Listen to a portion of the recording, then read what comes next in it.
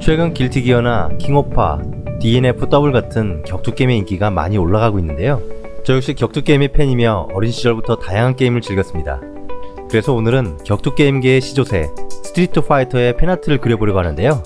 그냥 그리는 과정만 나열하기엔 조금 아쉬운 감이 있어서 이런 류의 게임 아트를 그리기 위하여 공부해두면 좋은 교재나 도서, 사이트를 소개하고 관련해서 연습하는 과정을 같이 제시해보려고 합니다.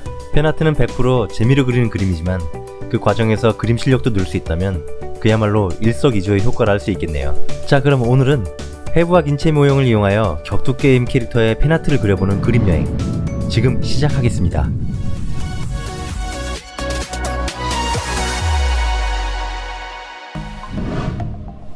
캐릭터를 그리는 가장 기본이 되는 요소는 인체의 비율인데요.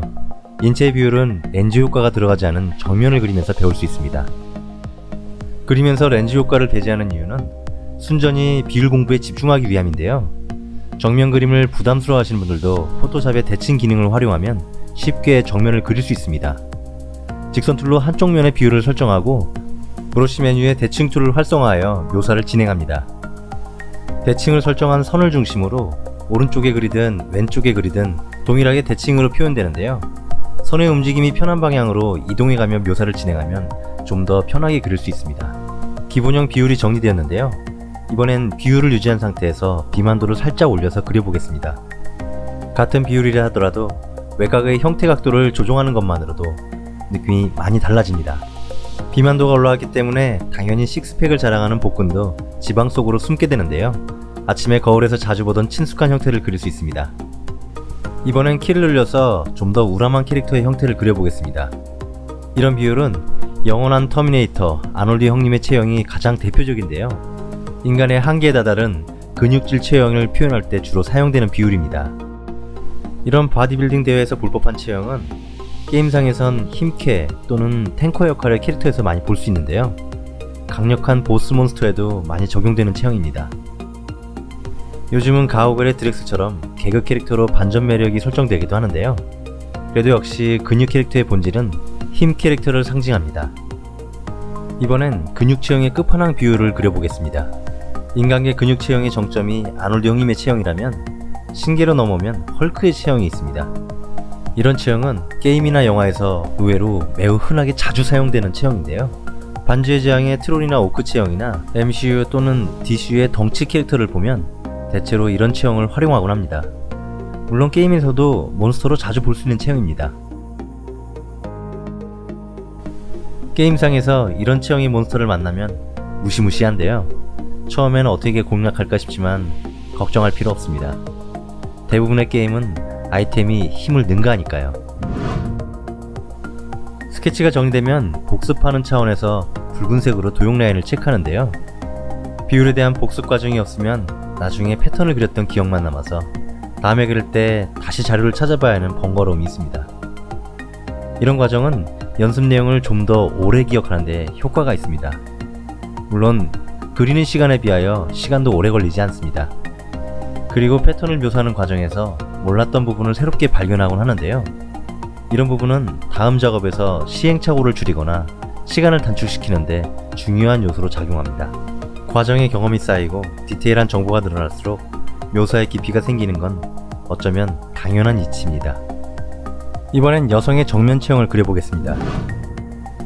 남성 체형을 그리는 방법과 동일한 순서로 진행하면 되는데요. 격투게임의 체형을 그리는 것이 목표이기 때문에 모델 체형을 그리기보다는 격투가의 체형을 참고했습니다. 최근에 서점을 둘러보다 발견한 책이 있는데요. 격투 모션 일러스트 테크닉이란 제목의 책인데요. 내용을 살펴보면 여성 캐릭터의 다양한 격투 동작에 대해서 잘 정리되어 있음을 확인할 수 있습니다. 일반적인 인물화 교재나 서적에서 다루지 않는 내용까지 많이 포함하고 있는데요. 기본적인 체형과 자세, 스탠딩 격투에서 그라운드 격투까지 다양한 격투 동작의 일러스트로 가득 채워져 있습니다. 지금 그리는 이 그림도 이 책에 실려있는 체형을 보고 제가 실제로 연습했던 과정의 기록을 소개하는 영상입니다. 물론 연습했던 모든 영상을 다 소개할 순 없지만 나름 포인트가 되는 부분을 추려서 편집해봤습니다. 격투 동작에 관해 좀 더 관심이 있거나 이 책에 좀 더 궁금하신 분은 제목을 검색하여 책을 구매해보셔도 좋을 것 같습니다. 저에게는 오랜만에 여러가지 도움을 준 유익한 책이라 생각됩니다. 지금 그리는 체형은 일반 체형보다는 약간 살찐 글래머 체형을 그리고 있습니다. 이런 풍만한 체형을 그릴 때 어려운 점은 일반적인 체형에서 보이는 신체 랜드마크들의 표현을 자제해야 한다는 부분인데요. 그 부분도 이 책에 설명이 잘 나와 있습니다. 이번엔 근육질 체형을 그려보겠습니다. 여성의 근육질 체형을 그릴 때 어려운 부분은 남성적인 근육을 묘사하면서도 여성성의 매력을 잃지 않아야 한다는 부분인데요. 저는 그 부분의 해법으로 목과 어깨, 허리와 관절의 두께를 타이트하게 설정하는 것을 제안하고 싶습니다. 스트리트 화이트의 춘리를 보면 과도한 두께의 허벅지를 갖고 있지만 목과 허리, 발목의 두께를 얇게 가져가면서 바스트와 힙의 둘레가 강조되어 오히려 여성성을 강조하는 디자인이 된 것을 확인할 수 있었는데요. 이것은 발차기의 달인으로서 다리의 근육을 강조하면서도 근육질의 다리가 건강미와 섹시함으로 받아들여지는 좋은 예시라 생각됩니다. 체형이 정리되었는데요. 이번에도 도형 체크를 진행하면서 가볍게 복습하고 넘어가겠습니다. 살찐 체형과 일반 체형, 그리고 근육질 체형의 차이는 비율을 제외한 신체적 공통적인 특징이 얼마나 도드라지냐에 따라서 체형이 결정되는데요. 지방이 많은 체형일수록 특징이 흐려지며 둥글게 표현되는 반면에 근육질인 체형일수록 랜드마크가 도드라지는 특징이 있습니다. 주로 쇄골과 가슴 위의 마름모, 복근과 골반뼈, 무릎과 복숭아뼈 등의 선명함이 대표적인 비만 정도를 측정하는 랜드마크입니다. 뒷모습은 승모근 중앙의 마름모, 힙이 시작되는 마름모, 다리 관절의 H자, 아킬레스건 정도가 척도가 되겠네요. 이제 관절의 가동 범위에 대해서 알아보겠습니다. 우리의 눈은 이상한 것을 단번에 알아보는 직관이 있는데요. 특히 인물의 포즈 그림을 감상할 때 그 능력이 더 크게 발휘되는 것 같습니다. 특히 무게중심이나 관절의 가동 범위를 넘어서는 그림을 보면 이상한 느낌을 받는데요. 서커스에서 과도하게 유연한 움직임을 볼 때의 느낌과 비슷합니다. 그 이유는 우리가 인물을 볼 때는 자신과 동화되어 관찰하고 있기 때문이라고 생각되는데요. 그래서 인물의 포즈를 그릴 때는 관절의 가동 범위를 파악하는 것이 중요하다고 생각합니다. 우리 몸의 가장 크고 긴 관절은 허리인데요. 허리의 움직임은 전체의 포즈를 결정하는 중요한 요소입니다. 허리의 가동 범위는 옆과 앞, 뒤의 가동 범위가 모두 다른데요. 평균적으로 옆은 45도, 앞은 170도, 뒤로는 40도 정도의 가동 범위를 갖는다고 합니다. 사실 그림을 그릴 때는 이런 수치보다는 형태감이 더 중요한데요. 그래서 인체 가동의 한계치를 표현한 그림을 그려보며 머릿속에 익혀두면 포즈를 그릴 때 무의식적으로 한계점이 적용되어 어색한 포즈가 그려지는 것을 피할 수 있습니다. 일종의 백신과 비슷한 효과인데요. 그래도 항상 그런 효과가 적용되는 것은 아니라 포즈가 어색하게 그려질 때 체크하는 리스트에 가동 범위의 한계를 넘어서진 않는가에 대한 점검은 필수입니다. 이런 점검 과정을 첨삭이라고 하는데요. 자기 첨삭 과정이 많을수록 그림의 결점도 그만큼 줄어들게 됩니다. 물론 첨삭 과정이 늘어날수록 작업의 시간도 늘어나는데요. 작업 스케줄이 빠듯해질수록 첨삭 과정도 자연스럽게 건너뛰는 자신을 발견하기도 합니다. 그게 과해지면 결국 타인의 손에 의해서 첨삭을 당하기 때문에 최소한의 점검 과정은 공정에 포함시키는 것이 좋습니다. 타인의 평가 때문이 아니더라도 자신의 정신건강에도 그 편이 낫습니다. 까도 내가 까는 게 속 편하니까요. 이번엔 허리의 회전 범위에 대해서 알아보겠습니다. 저도 이 부분이 가장 애매하다고 생각하는데요. 사람에 따라서 유연성이 다르기도 하고 작품에서 보여주는 연출에 따라서 강조가 되는 정도가 달라서 실제로 어느 정도 적당할지 애매한 부분이 많은데요. 책에서는 80도에서 90도 정도의 각도를 제시하고 있습니다. 어깨의 추가적인 움직임까지 포함하면 최대 95도까지 허용하는 것 같은데요. 이 부분은 절대적이기보단 연출 의도에 따라서 좀 더 과장해도 될 것 같습니다. 좀 더 명확한 가동의 한계를 이해하기 위해서 윗모습을 그려보겠습니다. 다이내믹한 각도의 포즈를 그리더라도 이런 평면적인 이해는 그림을 시작하는 기초가 됩니다. 어느 정도 큰 가동 범위를 공부했다면 이제 부분을 그리는 방법을 연습하면 좋은데요. 정면에서 보는 형태의 이해를 넘어 부분을 밑에서 올려보거나 내려봤을 때의 형태의 변화를 알아두면 그리는데 많은 도움이 됩니다. 연습은 토로스를 기반으로 시작하는데요. 처음엔 흉곽과 골반을 한 번에 그리기보단 따로따로 그려보는 게 쉽습니다. 뭐든 처음 배울 때는 쉽게 접근하길 추천드리는데요. 이유는 그래야 공부의 지속 가능성이 올라가기 때문입니다. 대부분의 사람들에 속하는 우리는 모두 천재가 아니기 때문에 기술을 습득하기 위해선 꾸준한 반복이 필수적인데요. 어려운 일을 반복하기보단 쉬운 일을 반복하는 게 꾸준히 지속하기 더 쉽기 때문입니다. 허리의 가동 범위에 대한 정리를 진행해 봤는데요. 이것도 마찬가지로 도형 체크를 하며 복습을 하고 넘어가겠습니다. 도형 체크는 흉곽과 골반의 크기와 위치를 확인하고 척추가 어떻게 연결되어 있는지만 확인하는 정도면 충분하고요. 나중에 핵심만 따로 추출해서 노트해두면 포즈 작업에 좋은 지표가 될 것입니다. 세부적인 정보는 모르면 그냥 넘어갈 수는 있지만 한번 알게 되면 절대 그냥 넘어가지지 않기 때문에 사소한 것이라도 많이 접해두는 게 좋다고 생각합니다. 그래서 이번엔 트로소에 대해서 좀 더 자세히 알아보겠습니다. 지금 그리는 그림은 일반적인 남성의 흉곽을 패턴화한 형태입니다. 정면과 옆면을 동시에 그리면 입체 형태를 이해하는 데 도움이 됩니다.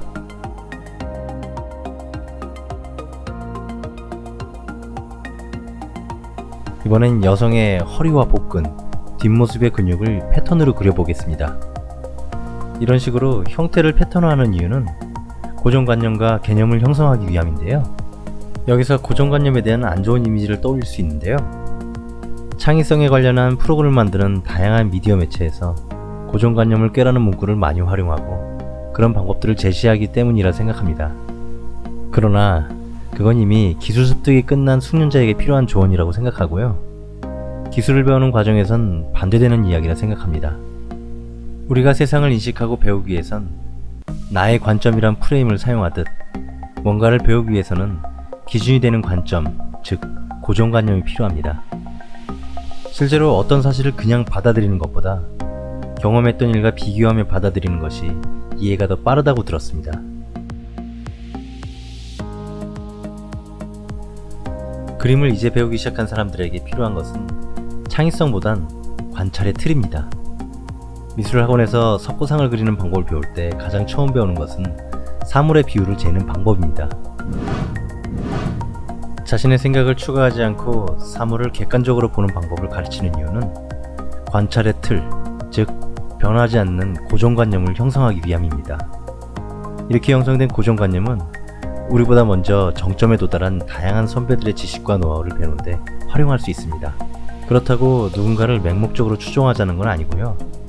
자신에게 맞는 또는 필요한 것들을 골라서 선별하여 재조합하여 새로운 것을 만들기 위함입니다.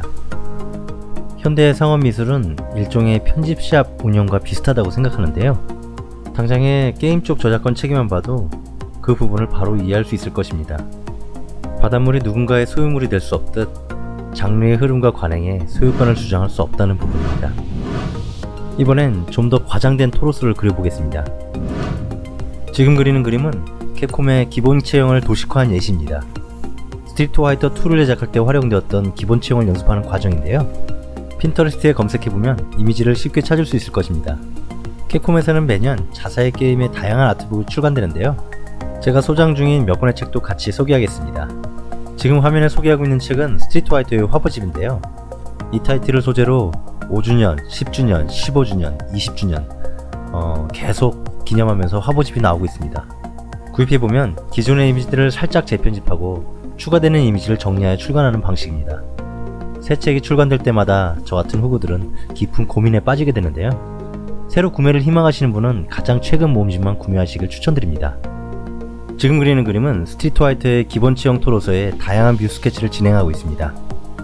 이 체형을 그리는 것은 기본 해부와 근육 이미지를 그리는 것과 크게 위화감이 없는데요. 요소를 생략 없이 과장하고 강조하기 때문에 기존에 공부했던 근육에 대해서 정리하는 개념으로 접근하면 편할 것 같습니다. 스트리트 화이터 2가 출시할 시점에는 국내에는 아직 마블이 대중화되기 전인데요. 드래곤볼이나 시티헌터, 북두신건 같은 해적판 일본 만화들이 국내에 유입된 시기라 보디빌딩 근육형 캐릭터에 대한 이미지는 무엇보다는 근육맨같이 희화되는 분위기였습니다. 그런데 스트리트 화이터 2 슈퍼터보 출시 이후 그 이미지가 급격히 바뀌기 시작했는데요. 제가 캡콤에서 출시한 게임에 관심을 갖던 시기도 그 시기였던 것 같습니다. 아마 그 당시 그 게임을 즐기며 자란 아티스트들에게 많은 영감을 줬을 거라 생각하는데요. 그 후 캡콤에서 출시했던 다크스토커즈, 뱀파이어 헌터, 스트리트 화이터 3는 2D 게임 그래픽의 예술성을 한층 끌어올린 작품이라 생각합니다. 이 책은 이런 타이틀이 나왔는지도 몰랐었는데 스트리트 파이터와 철권이 콜라보한 작품입니다. 국내 출간된 한글 번역본이고요. 스트리트 파이터의 세계에 철권 캐릭터들이 게스트로 참여한 작품입니다. 게임 화면은 스트리트 파이터 4 엔진 기반에서 철권 캐릭터를 추가한 형태 같습니다. 요즘에는 MCU, DCU 같은 다른 작품과 세계관을 공유하는 프랜차이즈 유니버스 작품이 흔한데요. 갑자기 라떼를 시전하자면 그런 건 상상 속에서만 이루어지거나 2차 창작 작품에서만 이루어질 법한 시나리오였는데요. 캡콤에서 대전격투 엑스맨을 출시한 이후 스트리트 파이터 대 엑스맨이란 게임을 출시한 모습은 꽤 충격으로 다가오기도 했습니다. 저는 그 이후 마블 코믹스에 대한 관심을 갖게 되었는데요.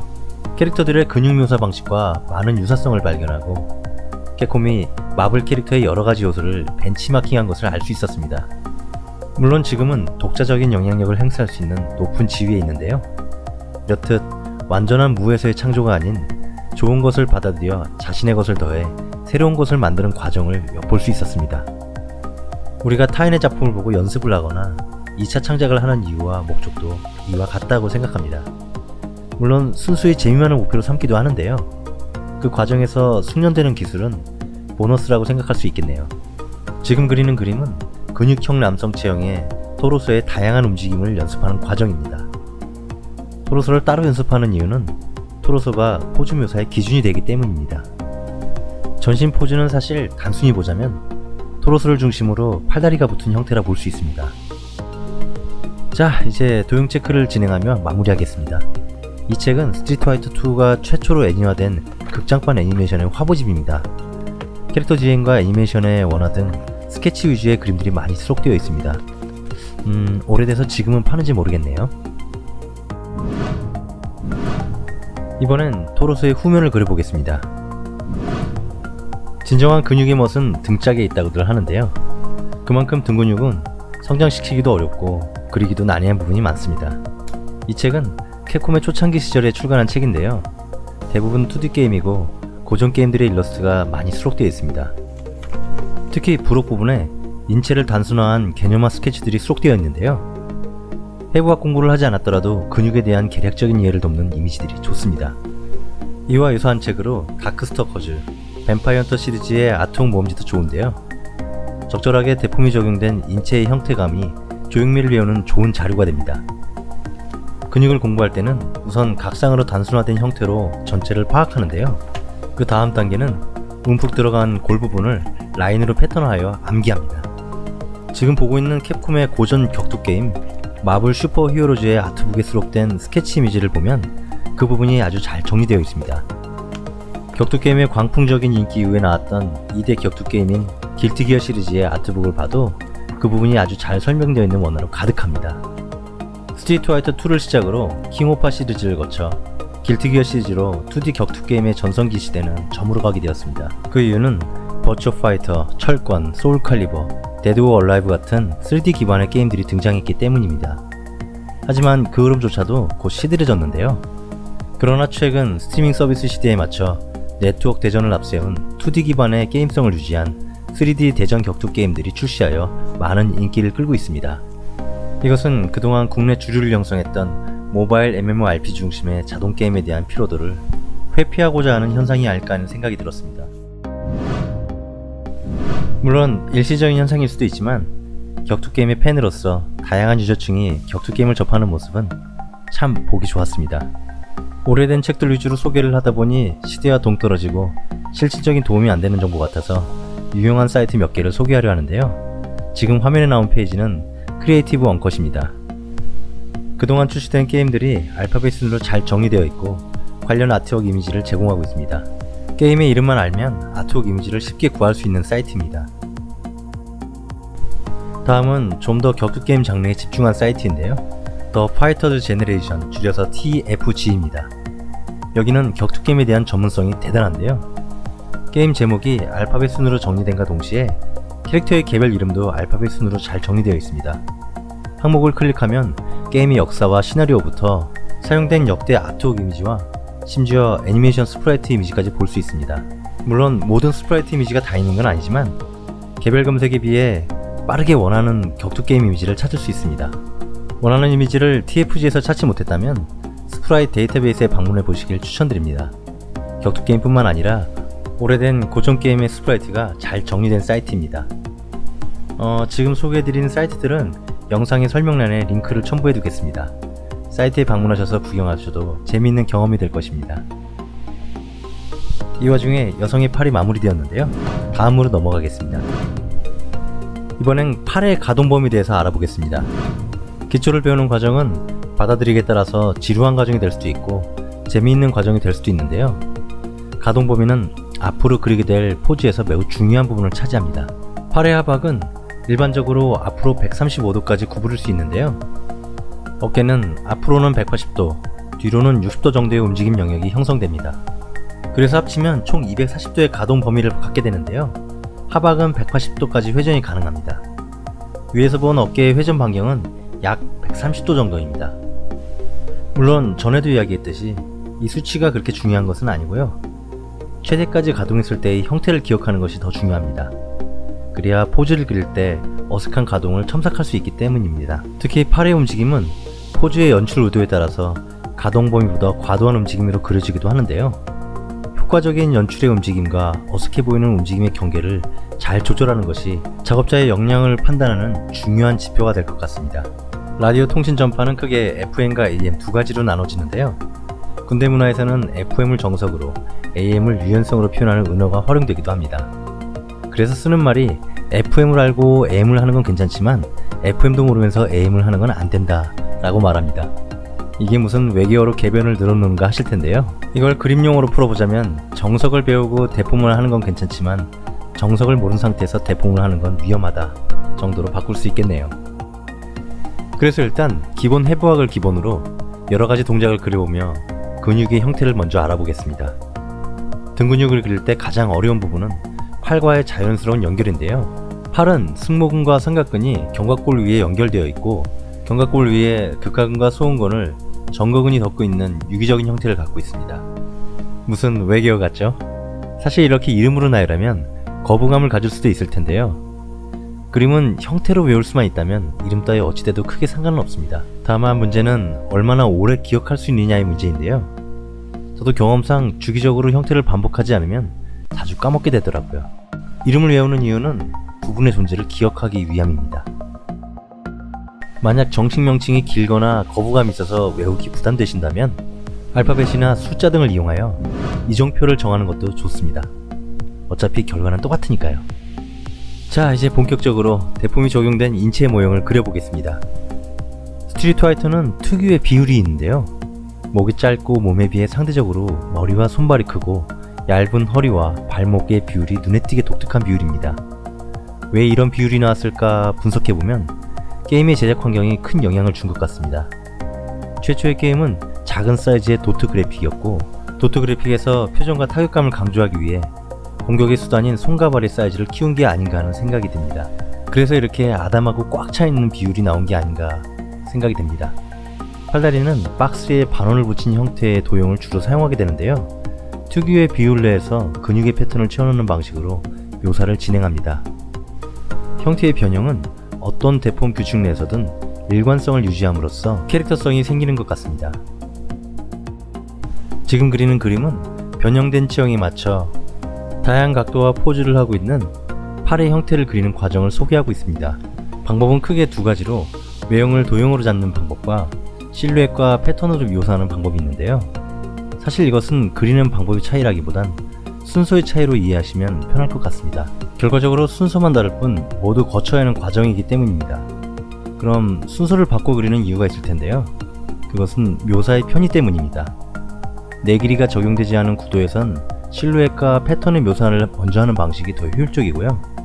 내 길이가 많이 적용된 포즈나 구도에선 도형의 단면을 설정하고 묘사를 진행하는 방법이 형태를 정확히 잡는데 더 유리합니다. 여기서 내 길이란 사물의 길이가 보는 이의 방향에 따라 본래의 길이보다 짧게 보이는 길이를 지칭하는 단어인데요. 특히 움직이는 동물 또는 사람의 경우 동작에 따라서 같은 요소라도 짧게 보이는 것을 의미합니다. 주로 팔다리에서 이런 현상이 많이 발생하고요.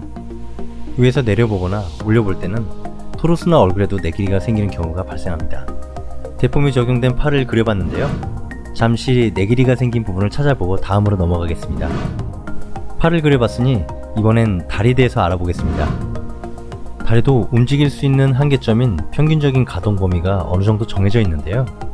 무릎을 들었을 때 약 125도까지 올릴 수 있습니다.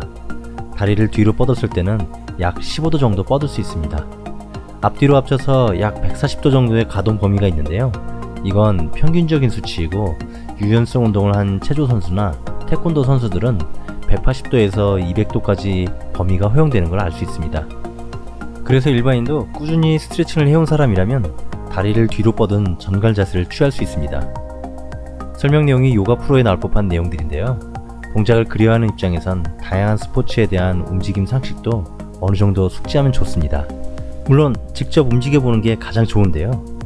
애니메이션 사무실에 가보면 큰 거울과 작은 거울이 많습니다. 자리에서 작업을 하다가 갑자기 이리저리 혼자 동작을 취하는 작업자들의 풍경을 보면 역시 먹고 사는 문제가 가장 큰 문제라 생각이 들곤 합니다. 그냥 그런 생각이 들었습니다. 다리의 움직임은 앞뒤뿐만 아니라 좌우로도 움직임의 가동 범위가 있는데요. 고도의 다리찢기 훈련을 하지 않은 사람이라면 한쪽 다리의 가동 범위는 보통 40도 정도가 일반적입니다. 좌우를 함께 벌리면 80도 정도가 되는데요. 대한민국 남자라면 누구나 군대에서 단증을 따야 하는데요. 이걸 180도로 찌는데 얼마나 고통스러웠던지 오랜 세월이 지나는데 아직도 트라우마로 남는 것 같습니다. 그냥 그렇다고요. 다리의 좌우 가동 범위는 바깥쪽으로는 40도, 안쪽으로는 20도, 회전 범위는 바깥쪽으로는 45도, 안쪽으로 45도의 가동 범위를 갖습니다. 다리찢기의 경우는 훈련 강도에 따라 180도까지 범위가 늘어날 수 있습니다. 다리를 벌렸을 때는 안쪽의 근육도 강하게 경직되기 때문에 내측의 봉상근 또는 봉근근의 묘사를 두드러지게 하면 사실적인 근육 표현이 가능해집니다. 자, 이제 다음 단계로 넘어가 보겠습니다. 다리의 가동 범위에 대해서 알아봤으니 이번엔 사실적인 근육 묘사에 대해서 알아보겠습니다. 부분 요소를 공부하다 보면 공통적인 문제에 부딪히는데요. 그것은 요소의 경계를 어디로 하느냐의 부분입니다. 근육을 그려보면 골반에서 다리로 연결되는 근육이 참 복잡하게 얽혀 있음을 확인할 수 있습니다. 그래서 골반과 다리의 경계는 다리 근육이 연결된 사선으로 나누어 구분하는데요. 이 기준도 애매한 이유는 골반뼈가 다리 근육 안에 중첩되어 있기 때문입니다. 어찌 보면 인터넷상에서 한참 논란이 되었던 엉덩이를 두 개로 보는 게 맞냐 또는 하나로 보는 게 맞냐의 문제와 비슷한데요. 엉덩이를 몸에 기속시키면 한 개가 되고 다리에 기속시키면 두 개가 되듯 요소를 어디에 기속시키냐로 접근하기엔 중첩되어 있는 요소가 서로 떼어낼 수 없이 유기적으로 작용하고 있다는 부분입니다. 그래서 그 부분의 해결 방안으로 토로소를 그릴 때는 다리의 허벅지 중간과 팔의 상박 중간을 포함하고 다리를 그릴 때는 골반을 포함하는 방법을 사용하고 있습니다. 어차피 연습의 최종 목표는 전신의 이해를 높이는 것이기 때문에 요소를 공부하면서 중첩되는 부분의 범위가 클수록 전신을 이해하는데 유리하게 작용합니다. 살아있는 동물이나 인간은 기기적으로 로봇처럼 구분할 수 없기 때문입니다. 자, 이제 무릎을 꿇거나 구부린 자세를 그려보겠습니다. 근육을 공부하는 이유는 움직임에 따라 경직되거나 이완되는 또는 부풀어 오르거나 작아지는 형태를 이해하기 위해서인데요. 그런 부분이 포즈를 그릴 때 그림에 녹아 있으면 좀 더 사실적이고 공감할 수 있는 그림을 그릴 수 있기 때문입니다. 이제 무릎의 형태와 다리의 형태를 좀 더 알아보겠습니다. 다리를 그릴 때는 팔과 마찬가지로 호스를 연상하며 형태를 묘사합니다. 구부러지는 앞쪽에는 무릎이 있고 반대쪽에는 말려 들어간 주름이 있다고 생각하면 이해가 편합니다. 동작을 그릴 때도 크기가 다른 호스가 여러 개 연결된 형태를 상상하면 묘사가 편하게 진행됩니다. 단지 무릎과 복숭아뼈, 움직임에 따라 경직된 근육을 추가로 묘사할 뿐입니다. 그리고 몇 가지 변하지 않는 비율적인 부분만 맞추면 어렵지 않게 다리를 묘사할 수 있습니다. 자, 일반적인 다리 묘사에 대해서 알아봤는데요. 다음으로 넘어가겠습니다. 다시 대포의 세계로 넘어왔습니다. 이번엔 스트리트 화이터 체형의 다리 형태에 대해서 좀 더 자세히 알아보겠습니다. 우선 토르소를 포함한 하체의 형태를 다시 정리하며 복습합니다. 모든 공부는 복습을 할 때 기억으로 넘어간다고 하는데요. 틈틈이 다음 단계로 넘어갈 때도 이전에 했던 내용들을 가볍게 점검하는 것이 중요합니다. 애써서 힘들게 공부했던 내용이 기억에 저장되지 않으면 그것보다 억울한 일은 없을 테니까요. 자, 이제 기본 상반신이 정리되었는데요. 골반에서 시작하여 무릎까지 두께를 수정하며 다시 묘사를 진행합니다. 처음보단 선이 좀 더 깔끔하게 진행되는데요. 이번엔 여성의 다리로 변형해서 그려봅니다. 굴곡이 적고 근육 묘사를 줄이는 게 특징입니다. 전체의 흐름선은 뼈의 흐름과 근육이 붙은 형태를 이해하면 선을 이해하는 데 도움이 됩니다. 이걸 기반으로 디테일한 근육의 구조를 다시 그려보겠습니다. 근육의 흐름을 이해했다면 이번엔 다시 흐름선으로 그려보겠습니다. 이해가 한층 더 쉬워집니다. 이제 첨삭 체크를 통해서 묘사 포인트를 강조합니다. 이것은 기억을 위한 과정입니다.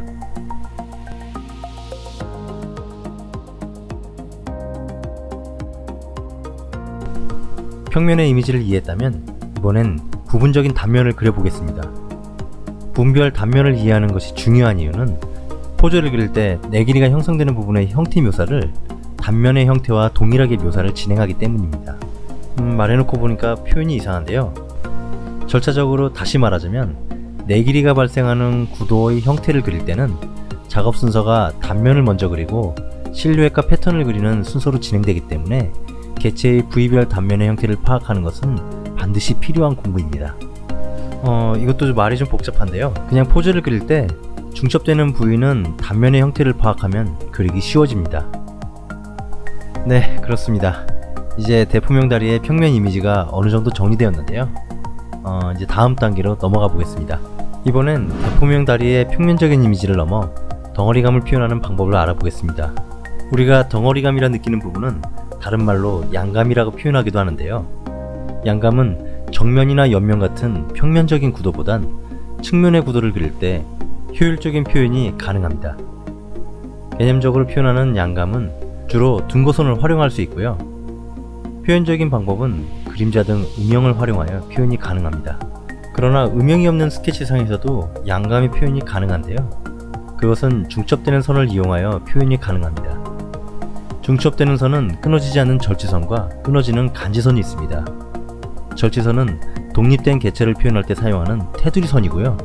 간지선은 하나의 개체 안에서 중첩을 표현하는 중첩선입니다. 그 외에도 패턴을 표현하는 두 가지 선은 주름을 표현하는 골선과 가장 튀어나온 각을 표현하는 능선이 있습니다. 실루엣 안의 묘사는 이 두 선을 활용하고 개념선인 단면 등고선을 이용하여 입체를 마감합니다.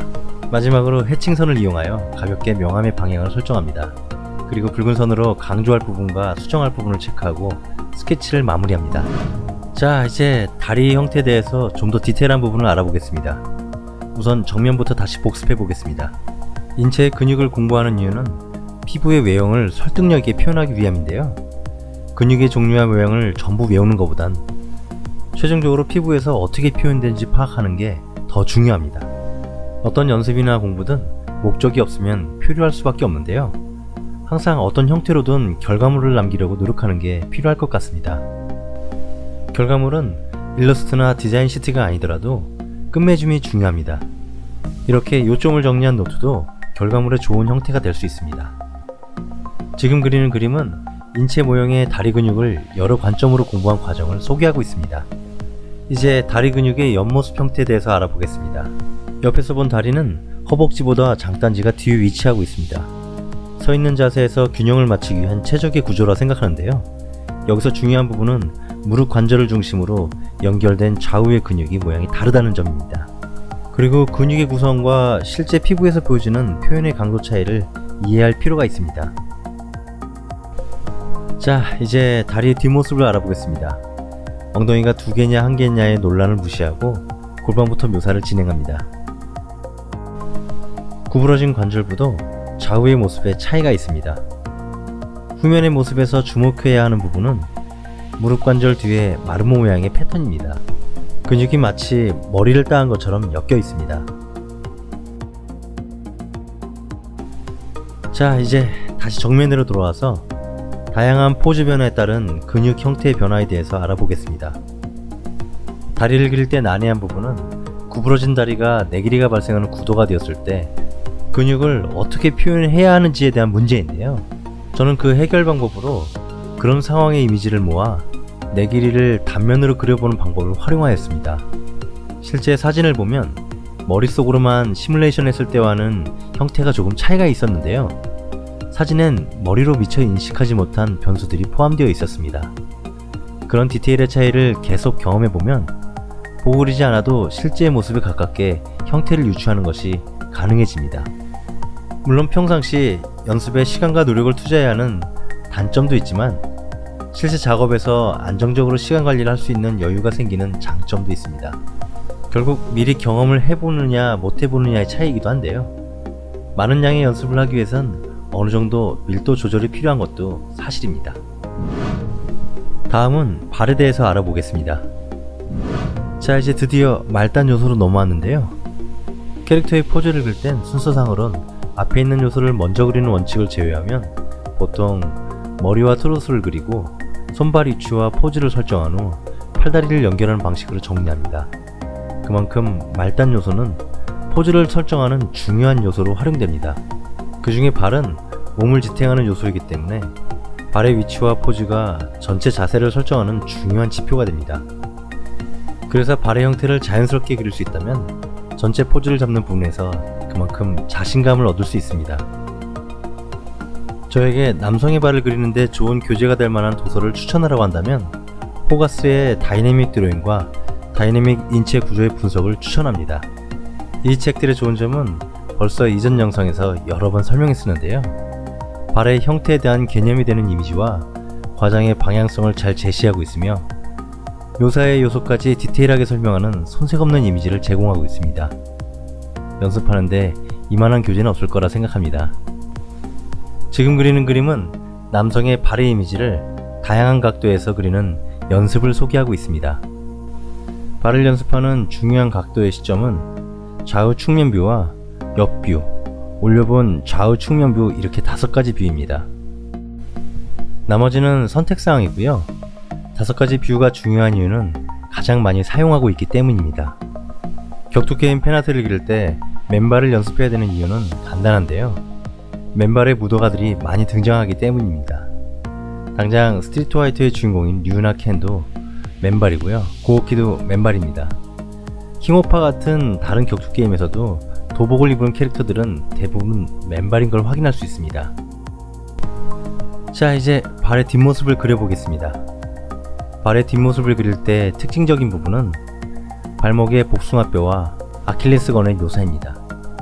복숭아뼈는 바깥쪽이 밑에 각도로 위치하고 있으며 안쪽은 위에 위치하고 있습니다. 그래서 뒤에서 보면 사선의 각도가 형성되어 있습니다.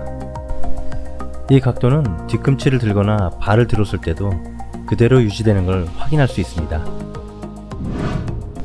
자, 발 그리는 법을 확인했으니 이제 신발 그리는 방법을 알아보겠습니다.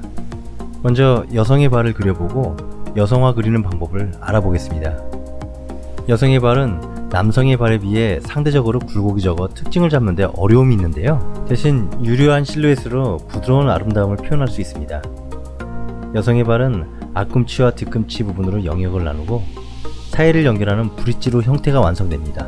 그렇게 나누는 이유는 하이힐을 그릴 때 그런 구분이 그리기 쉽기 때문입니다. 그리고 실루엣에서 각이 들어가는 유일한 부위이기 때문이기도 합니다. 그리는 방법은 간단한데요. 바닥에 십자선을 그리고 앞꿈치의 경계선을 그린 후 뒤꿈치의 위치를 잡고 외곽의 형태를 설정한 후 브릿지를 연결하여 형태를 정리합니다. 기본적인 스케치 요령이 수지되었다면 여성화의 이미지를 검색하여 다양한 디자인을 그려봐도 좋습니다.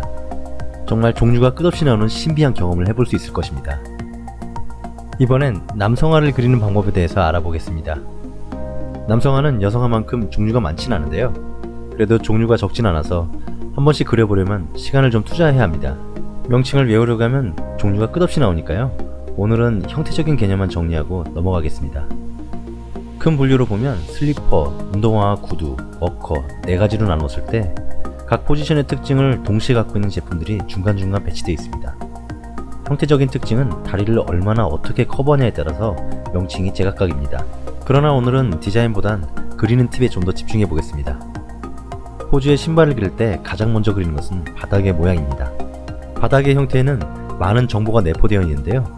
바닥을 그리면서 뷰의 각도, 발의 크기, 신발의 디자인 정보가 동시에 설정됩니다. 나머지는 실루엣에 맞춰 패턴을 조립하는 과정인데요. 그만큼 신발을 그리는 과정에서 바닥을 설정하는 단계는 가장 우선이 되고 중요한 과정이라 생각합니다. 신발을 그릴 때 가장 신경 쓰이는 부분은 신발끈을 묘사하는 것인데요. 러프 단계에선 중첩 정리를 대충 해도 크게 상관은 없는데요. 문제는 선을 정리하거나 애니메이션 원화를 그릴 때입니다. 이 부분은 설명이 길어질 수 있고 다룰 주제가 많으니 다음에 다른 영상에서 다시 다루도록 하겠습니다. 미래의 자신에게 토스하겠습니다. 이거 제 영상을 만들면 만들수록 빚이 쌓여가는 기분인데요. 기분 탓이겠죠? 네, 다음으로 넘어가겠습니다. 자, 발에 대해서 알아봤으니 이번엔 손에 대해서 알아보겠습니다. 게임 캐릭터의 팬아트를 그리기 전에 알아두면 좋은 정보, 마지막 챕터 손에 대해서 진행하겠습니다.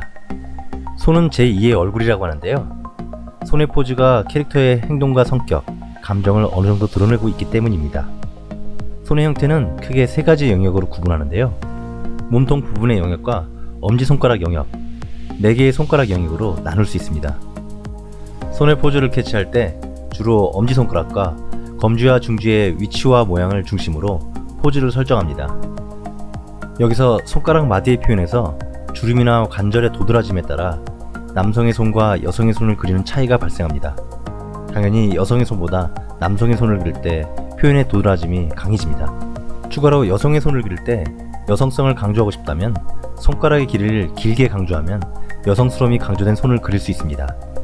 손목의 가동 범위는 내렸을 때 약 80도, 올렸을 때 약 70도 정도로 위아래를 합치면 약 150도 정도가 일반적이고요. 특별히 유연하다면 180도까지 범위가 설정됩니다. 손의 가장 기본적인 기능은 뭔가를 잡는 것인데요. 크게 위에서 짚는 포즈와 아래에서 들고 있는 포즈를 구분합니다. 주먹을 쥐는 포즈도 포즈를 살며시 쥐는 포즈와 강하게 쥐는 포즈로 구분하고 각도에 따라 손등 방향과 손바닥 방향으로 나누어 모양이 나눠집니다. 모양이 나눠진다는 뜻은 형태가 다르게 보인다는 부분이고요. 다른 만큼 한 번씩 그려보길 추천드립니다. 철봉을 매달렸을 때의 포즈도 앞뒤로 구분하여 한 번씩 그려보길 추천드립니다. 봉을 잡은 손 모양은 무기를 들고 있는 포즈와 비슷해서 활용 범위가 의외로 넓습니다. 물건을 잡는 손 모양의 구분은 큰 물체를 잡을 때와 작은 물체를 잡을 때로 나눠지는데요. 예시처럼 큰 공을 쥘 때와 작은 공을 잡을 때의 포즈가 확연히 다릅니다. 손의 기본 기능 포즈의 형태에 대해서 알아봤는데요. 손은 이런 기본 기능 외에도 감정을 표현하거나 어떤 수단이 되기 위한 준비 동작을 취하기도 합니다. 그래서 다음은 역동적인 손의 포즈를 그리는 방법에 대해서 알아보겠습니다. 실제로 격투 포즈를 그리거나 애니메이션 원화를 그려보면 가지런히 놓여있는 손의 포즈를 그릴 일이 생각보다 적은데요. 움직이는 동작에서 보여지는 손은 내 길이가 발생하는 각도의 손 모양을 그리는 경우가 더 많습니다. 이유는 간단한데요. 동작이 진행되는 팔은 대부분 수직보다는 수평에 가까운 위치와 포즈를 취하고 있기 때문입니다. 그래서 손등이나 손바닥이 완벽하게 보이는 구도보다는 기울어진 내 길이가 발생하는 구도로 보이는 경우가 더 많이 발생합니다. 이제 그려봐야 하는 이유를 알았으니 그리는 방법에 대해서 알아보겠습니다. 사실 기존의 스케치 방법과 크게 차이가 없는데요. 묘사 순서는 직선 툴로 대강의 외형을 설정하고 앞에 위치한 개체부터 묘사를 시작합니다. 손가락의 끝이 원기둥의 윗면이라 생각하고 덩어리의 위치와 형태를 묘사합니다. 여기서 중요한 건 화면 앞의 형태를 배치된 순서에 맞춰 순차적으로 묘사를 진행해야 한다는 부분입니다. 요령을 이해했다면 익숙해질 때까지 다량의 스케치 연습을 진행합니다. 연습이 이어지는 동안 미처 소개하지 못한 도서를 마저 소개하겠습니다. 이 세 권의 책은 제 채널에서 벌써 여러 번 소개했던 책인데요. 이번 주제에도 필요할 것 같아서 다시 한번 들고 와봤습니다. 비 호가스의 다이내믹 인체 드로잉 시리즈입니다.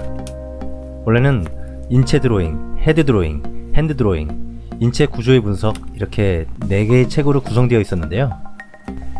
안의 그림들을 처음 보면 과도하게 과장된 형태의 거부감을 느낄 수도 있지만 이 모양을 기본으로 순화시키거나 단순화시키면 개념상의 안정적인 인체 모델을 얻을 수 있다고 생각합니다. 저 역시 도서에 제시된 기본적인 모델을 기반으로 다양한 작품 속의 체형을 습득하는 기준점으로 삼고 있습니다. 시간이 되신다면 꼭 한번 보시기를 추천드립니다. 물론 책이 출간된 지 좀 오래되긴 해서 요즘 세대가 보기엔 좀 고리타분해 보일 수도 있긴 한데요. 원래 유행은 돌고 도니까요. 나중에는 이런 게 또 세련돼 보일 수도 있다고 생각합니다. 그래도 뭐 기본을 다지는 데는 전혀 손색 없는 책이라 생각합니다. 지금 그리는 그림은 내길이가 포함된 손의 다이내믹한 포즈를 그리는 과정을 소개하고 있습니다. 앞에 보이는 손가락의 첫마디들을 우선 그리고 나머지 요소를 순차적으로 채워가는 절차적인 특징이 있습니다. 이런 특징을 염두에 두시고 영상을 시청하시면 작업 절차에 대한 이해에 대해서 좀 더 도움이 되리라 생각합니다. 이번에 소개할 책은 좀 오래된 책들인데요. 스트리트 파이터 제로와 뱀파이어 헌터의 비디오 게임 매거진입니다. 요즘에도 이런 잡지가 나오는지 모르겠는데요. 스트리트 파이터 2의 인기가 절정에 이르던 시절에 외전으로 출시했던 스트리트 파이터 제로를 소개하는 책입니다. 이제 너무 오래되어 이런 잡지도 레어템이 되었는데요. 사실 이런 게 있다는 걸 소개하고 싶어서 들고 와봤습니다. 스트리트 파이터 제로는 출시 당시엔 기존의 작품과 타격감이 너무 달라서 많은 이들에게 거부감을 주기도 했었는데요. 시간이 지나면서 숨은 재미들을 발견하고 다시 인기를 되찾기도 했습니다. 이후로 다양한 제로 CG가 나온 걸 보면 그 증거가 되겠네요. 뱀파이어 헌터는 다크스토커즈의 후속작으로 출시됐던 게임인데요. 여기서 새로 추가된 캐릭터 도노반의 스토리가 인상적입니다. 살아있는 거대한 대검을 들고 다니며 뱀파이어들을 사냥하는 캐릭터입니다. 머리 없는 인형을 들고 다니는 작은 소녀 아니타와 같이 다니는데요. 당시에 인기 있었던 영화 뱀파이어와의 인터뷰가 생각나는 케미를 보여줍니다. 아마도 거기에서 영감을 받은 게 아닌가 싶은데요. 뭐 아무런 어떻겠습니까? 저는 그 일러스트가 마음에 들어서 수업 시간에 몰래 노트에 낙서했던 추억이 있습니다. 지금 그 노트는 어디 있는지 모르겠네요. 네, 뭐 오랜만에 옛날 잡지들을 펼쳐보니 추억이 방울방울하네요. 그만큼 캡콤의 게임들이 저의 어린 시절의 큰 부분을 차지하고 있던 것 같습니다. 지금 소개할 책도 캡콤인데요. 이건 제가 제대 후 바로 구입했던 책이라 기억에 남는 책인데요. 제목은 캡콤 디자인 웍스입니다. 98년에 나왔던 아트웍 모음집에서 이후 3년 정도 출시한 게임들의 아트웍을 추가하여 아트웍 모음집을 출간했는데요. 아마도 이때부터 아트웍 모음 화보가 나오기 시작했던 것 같습니다. 이후로도 무수히 많은 모음집 화보들이 나왔는데요.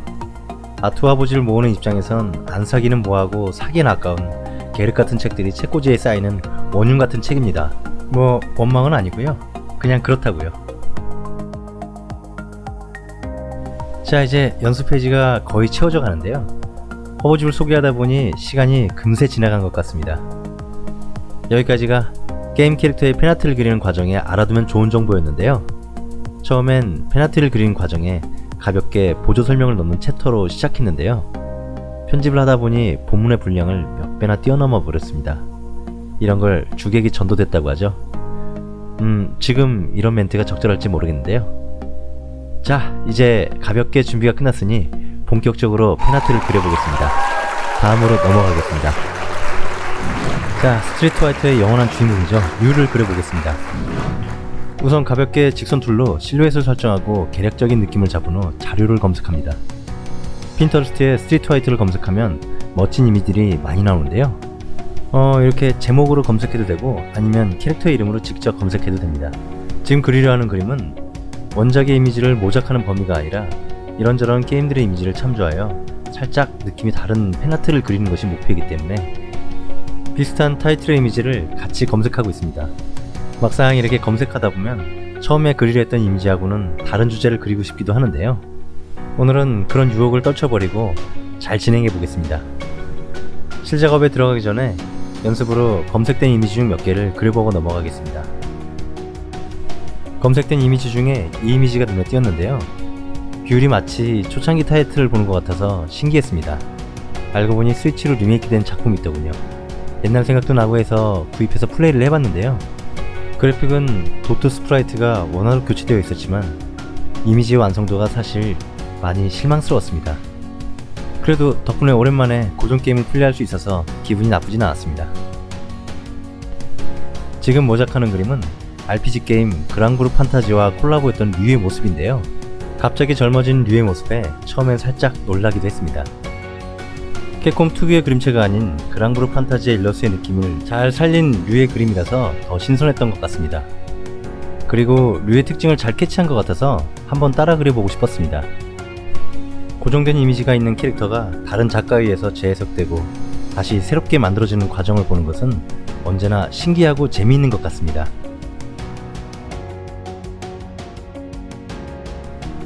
이번에 모자이크볼 그림은 스트리트 파이터 3의 인게임 포즈를 팬아트로 그린 작품입니다. 핀터레스트에 떠도는 이미지라 정확히 누가 그렸는지는 알 수 없지만 게임 화면에서의 류의 비율과 느낌을 잘 살린 것 같아서 작업 전에 한번 그려보고 싶었습니다. 이렇게 핀터레스트를 켜놓고 AI가 찾아주는 이미지를 그리고 있으면 정말 무아지경에 빠지는 것 같습니다. 자, 이제 다시 본론으로 돌아와서 브러쉬로 실루엣의 형태를 그려 들어가기 시작합니다. 일단 얼굴의 이미지를 잡고 가려고 하는데요. 게임보단 살짝 나이 든 연령을 표현하고 싶네요. 눈 옆의 주름이라든가 입 주변의 근육을 강조하겠습니다. 이제 쇄골을 그리고 흉곽의 근육 묘사를 진행합니다. 흉곽의 근육은 가슴 근육과 복직근, 외복사근과 전거근이 얽혀있는 모습을 묘사합니다. 특히 늑간근과 갈비뼈가 사선으로 얽혀있는 모습이 멋의 포인트입니다. 이제 팔 근육 묘사를 진행하는데요. 현재 구도에서 가장 커 보이는 근육은 삼각근으로 이두근과 회의근이 얽혀있는 모습을 신경써서 묘사합니다. 손은 주먹진 포즈로 연습했던 내 길이가 있는 구도로 묘사합니다. 이제 반대팔도 묘사를 진행합니다. 손의 포즈도 왼손과 동일하게 주먹진 포즈를 채용하겠습니다. 상체의 도복은 약간 변화를 줘서 내려입은 모습으로 진행해 보겠습니다. 우선 그려보고 느낌이 별로면 원작에 맞춰 다시 수정하면 됩니다. 이제 하체 도복의 실루엣과 주름을 묘사하겠습니다. 도복이 발보다 앞에 있기 때문에 도복을 우선적으로 묘사합니다. 팬아트를 그릴 때는 덕심을 발휘해서 그런지 이상하게 피로도가 적게 드는 것 같습니다. 이제 실루엣 안의 묘사를 진행하는데요. 미뤄뒀던 패턴을 채워넣습니다. 어느 정도 정리가 되면 발을 안 그렸네요. 발의 실루엣을 그리고 폼과 패턴을 채워넣습니다.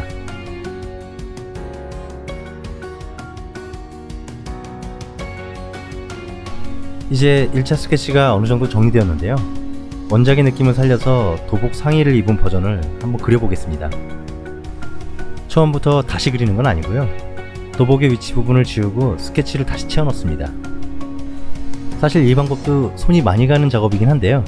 그래도 처음부터 다시 그리는 것보단 빠릅니다. 자, 스케치가 이제 마무리되어 가는데요.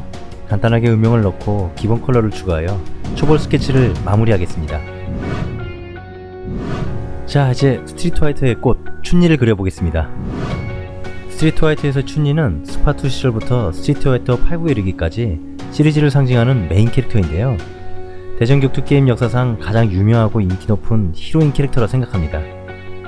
스트리트 화이터 2 이후에 춘니를 그대로 베꾼 캐릭터들도 우죽순 등장할 만큼 만화나 게임 속의 중화권 여성 캐릭터들의 비주얼이 상당한 모티브를 제공했다고 할 수 있습니다. 저 역시 오락실에서 주력으로 선택했던 캐릭터도 바로 춘이었습니다. 그래서 그런지 팬아트인데도 그리는 게 살짝 부담스러운데요. 좋아하는 캐릭터인 만큼 잘 그리고 싶은 마음이 앞서는 것 같습니다. 자, 여기까지 기본 틀을 잡았는데요. 잠깐 여기서 멈추고 이런저런 다른 동작들을 그려보면서 잠시 환기하는 시간을 갖겠습니다. 핀터레스트에서 춘니를 검색해보면 오피셜 이미지나 팬아트 이미지가 다양하게 검색되는데요. 역시 춘니는 발차기의 달인답게 발차기라는 일러스트가 눈에 많이 띕니다. 춘니의 발차기를 돋보이게 한 건 역시 코스튬의 영향도 어느 정도 크게 있다고 생각하는데요. 나무위키에 찾아보면 처음엔 지금의 디자인이 아니었다고 합니다. 환마대전에 나왔던 중국인 타오처럼 폼이 넓은 바지를 입은 캐릭터였다고 합니다. 지금처럼 앞치마와 뒷치마가 있는 옷은 입었지만 섹시하진 않았답니다. 그러다 막바지에 도토화에서 커피색 타이즈를 입히고 프로레슬러의 이미지를 넣어 지금의 디자인이 나왔다고 합니다. 지금 생각해보면 얼마나 다행인지 모릅니다. 만약 초안 그대로 나왔다면 제가 이렇게 팬아트를 그릴 도 없었을 겁니다. 지금 그리는 그림은 스트리트 화이터의 캐릭터 춘니의 팬아트를 그리는 중간에 잠시 이미지를 검색하다 다양한 발차기 이미지를 보고 필받아서 기분전환 스케치를 진행하는 과정을 소개하고 있습니다.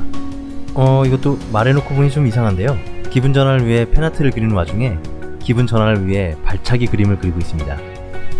개인 작업을 하다 보면 이렇게 의식의 흐름대로 계획 없이 일이 진행되기도 하는데요. 신기한 건 의식의 흐름대로 따라가다 보면 결국 제자리로 돌아와 있는 자신을 종종 발견하곤 합니다.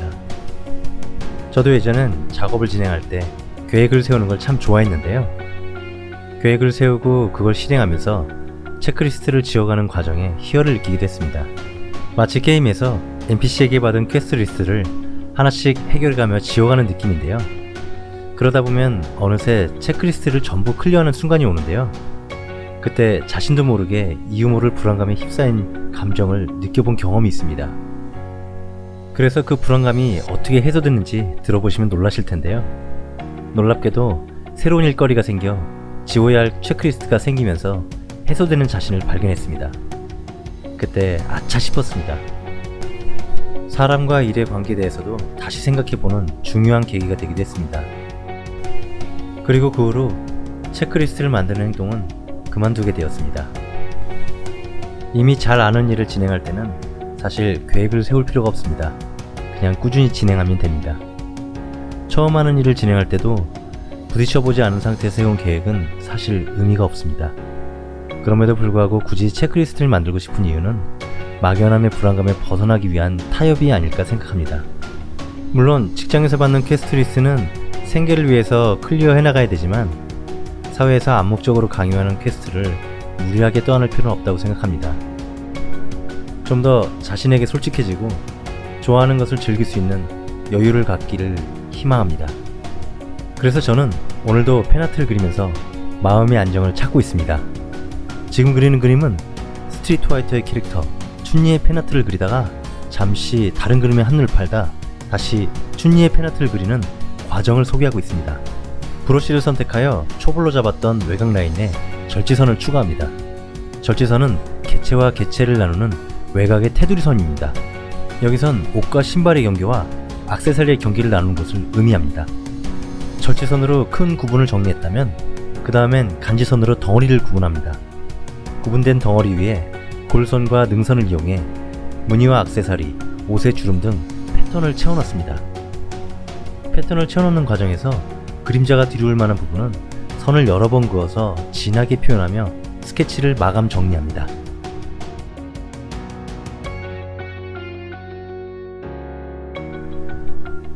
이제 어느 정도 춘니의 스케치가 정리되어 가는데요. 이제 기본 음영을 넣고 기본색을 추가하여 초벌 스케치를 마무리하겠습니다. 자, 드디어 마지막 캐릭터 고우키를 진행하겠습니다. 지금까지 했던 방법과 동일하게 직선 툴로 계략적인 외곽을 설정하겠습니다. 외곽 설정이 마무리되면 브러쉬 툴로 실루엣과 패턴을 그려넣습니다. 우선 얼굴의 인상을 정리하고 단계적으로 포인트가 되는 부분부터 묘사를 진행합니다. 고우키는 사리의 파동으로 유명한 캐릭터인데요. 스트리트 화이터 세계관에서 가장 강력한 캐릭터로 군림하고 있습니다. 다른 명칭으론 극에 달한 자, 귀신 죽이는 멸의 권등으로 통하는데요. 처음 게임에서 접했을 때 이름은 고우키였는데 북미판 이름에는 아쿠마로 표기되어 있었습니다. 데빌이라고 표기되지 않은 건 다행이라고 생각하는데요. 아마 그랬으면 철권과 콜라보했을 때 이름이 겹쳐서 난감했을 것 같습니다. 게임의 주인공 류와 켄의 사부인 고우켄의 친동생이란 설정인데요. 그래서 기본 동작이 류와 매우 흡사합니다. 심지어 파동권의 모양도 비슷한데요. 고우켄 류의 무술에 내재되어 있는 사리의 파동에 먹혀 악마화된 모양입니다. 나중에 외전에서 주인공인 류도 사리의 파동에 먹혀 악마화된 버전이 있는데요. 이제는 여기저기 게임에서 너무 써먹는 설정이라 너무 흔한 설정이 되어버렸습니다. 그래도 최초로 보여줬던 악마화된 주인공의 이미지는 지금 생각해도 정말 멋있습니다. 지금 그리는 그림은 스트리트 화이터의 캐릭터 고우키의 팬아트를 그리는 과정을 소개하고 있습니다. 고우키도 류와 마찬가지로 도복 상의를 내린 버전과 정식으로 입은 버전을 두 가지를 그려보려고 하는데요. 그래서 일단 도복 상의를 내린 버전을 먼저 그려보겠습니다. 고우키의 의상은 류와 켄과 같은 도복을 입고 있는데요. 특징적인 다른 점은 손에 글러브 대신 끈을 감고 있다는 부분이고요. 신발 대신 집신을 신고 있습니다. 목엔 커다란 염주 꾸러미를 두르고 있는데요. 이건 고우켄 집안의 시그니처 아이템인 것 같습니다. 패턴이 채워졌으면 해칭선을 이용해 그림자를 터치하여 거친 질감을 표현합니다. 자, 이제 기본형 스케치가 정리되었는데요. 이미지를 복사하여 상의 부분을 지우개로 지웁니다. 다시 브러쉬를 선택하여 상의를 채워넣습니다. 채워넣는다는 표현은 그려넣는다는 의미입니다. 가끔 영상을 시청해주신 분들께서 채워넣는다는 표현에 포토샵에 붙여넣기 기능을 의미하는 거냐고 물어보시는데요. 이건 제가 그냥 쓰는 말버릇이고요. 그냥 그린다로 이해해주시면 오해가 없을 것 같습니다. 추가된 옷과 노끈 액세서리의 실루엣과 패턴이 정리되었으면 해칭선을 이용해 거친 면을 표현합니다. 자, 이제 기본 스케치가 마무리되었는데요. 아쉬우니 남는 공간에 이런저런 그림을 채워넣겠습니다. 이상하게 손은 계속 그려봐도 어렵다는 느낌이 드는데요. 이 부분도 꾸준히 연습이 필요한 것 같습니다. 가끔 이렇게 스케치를 완성해놓고 낙서를 하곤 하는데요. 그러다 더 마음에 드는 낙서가 그려지면 정말 심각한 고민에 빠지게 됩니다. 사실 부분이면 과감하게 교체해버리면 그만인데요. 포즈라든가 전체를 다시 그려야 하는 상황이면 참 난감해지는 것 같습니다. 오늘은 그런 일이 없길 바라면서 낙서를 채우고 있습니다. 예전에는 인게임상의 비율과 일러스트의 비율이 차이가 많이 났었는데요. 요즘엔 일러스트와 인게임 그래픽의 갭이 거의 없는 것 같습니다. 격투 게임을 보고 있으면 어린 시절 친구들과 오락실에서 즐겼던 시간들이 떠오르는데요. 오락실을 가기 위해 학교 수업이 끝나기만을 기다렸던 시간도 생각이 납니다. 스틱 위에 동전을 잔뜩 쌓아놓고 친구들과 대전을 벌이곤 했었는데요. 어느덧 가정용 게임기들의 스펙이 올라가고 집에서 대전 격투 게임을 즐길 수 있게 되었을 땐 게임기가 있는 친구 집에 살다시피 했던 것 같습니다. 문득 친구의 어머니가 끓여주신 라면의 맛도 생각납니다. 추억이란 게 그런 것 같습니다. 고전 게임이나 오래된 작품의 가치가 기계적인 가치보다 높게 책정되어 거래되는 이유는 사람들에겐 단순한 물건 이상의 가치가 있기 때문이라고 생각합니다. 그 시절 함께했던 친구와의 기억, 행복했던 가족들과의 소중한 시간을 기억나게 하는 매개체가 되기 때문이라고 생각합니다. 지금 이렇게 시간을 내어 저희 채널을 시청해주시는 분들에게도 나중에 시간이 지나서 체계바라 채널이 그런 존재가 되었으면 좋겠습니다. 네, 그러기 위해선 좀 더 열심히 해야겠죠? 늦었지만 2021년 한 해 감사했습니다. 그리고 앞으로 더욱 좋은 채널이 되도록 노력하겠습니다. 자, 이제 그림을 정리하고 복습하며 마무리하겠습니다. 오늘도 수고하셨습니다. 이제 시작입니다. 감사합니다.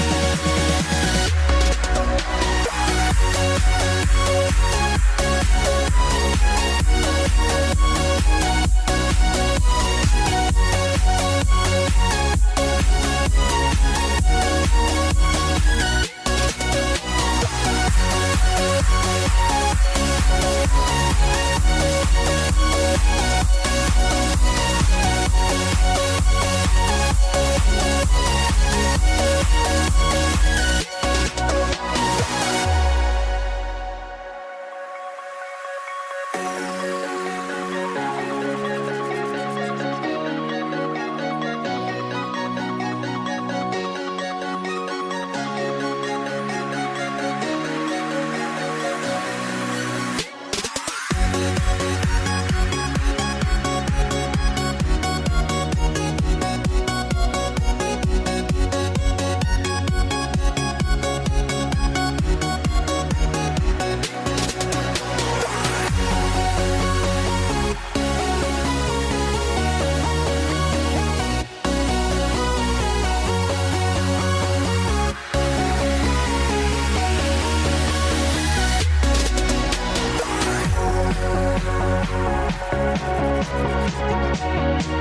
you.